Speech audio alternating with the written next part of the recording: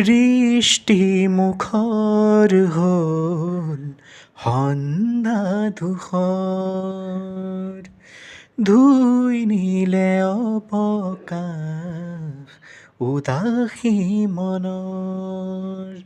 প্ৰাণে প্ৰাণে দীপক জ্বলিছিল, ছন্দে ছন্দে তাৰ শিখা কঁপিছিল। এনেহে লাগিছিল যেন ময়ো এটি সুৰ হৈ তাতে মিলি যাম।